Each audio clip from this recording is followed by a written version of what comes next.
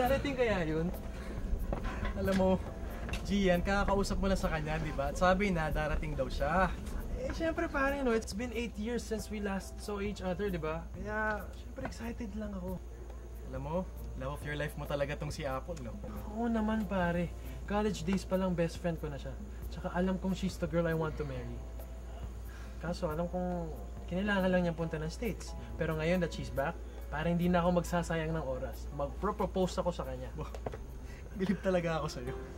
Pati nga nung sing-sing. Ito ba? Ito. Tense ka talaga. Ganda, diba? Wow! Sweet naman yung dalawa. Hi, Arms.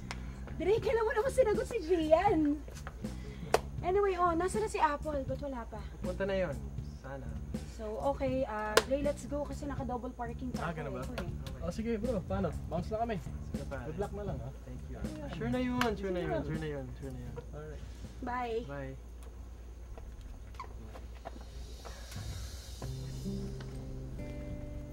Giancarlo? Apple! Best friend?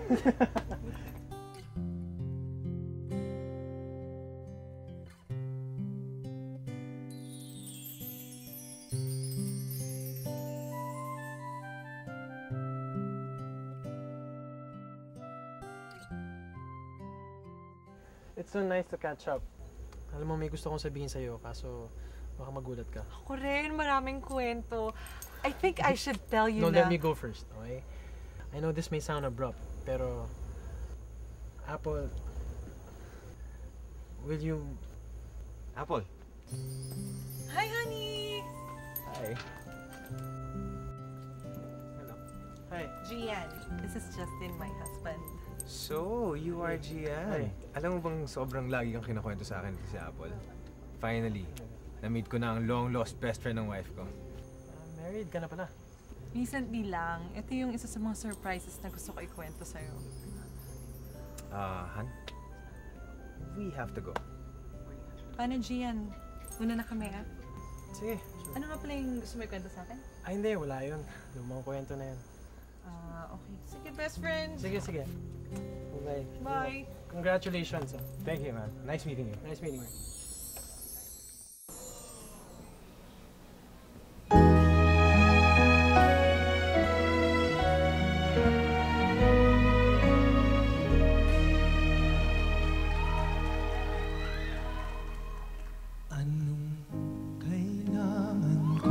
Gawin upang malaman mo ikaw ay minamahal ko.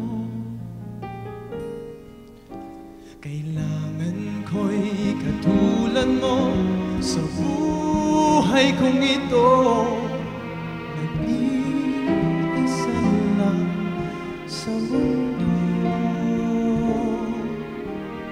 Dati nasaktan na ako, takot nang magtiwala. Ayoko na sanang umibig pa.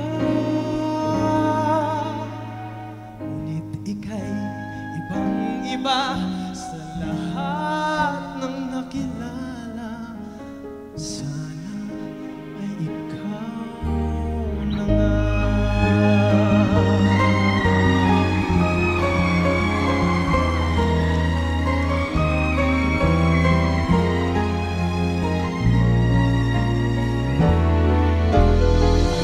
Kailangan kong gawin upang matigil na ang kabaliwan kung ito. Sumpa ko sa sarili, hindi na.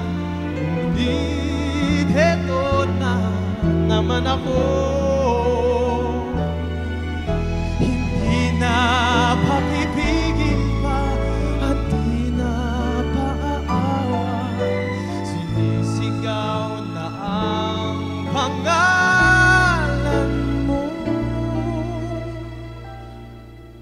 Ikaw talaga'y ibang-iba sa lahat ng nakilala. Sana ay ka.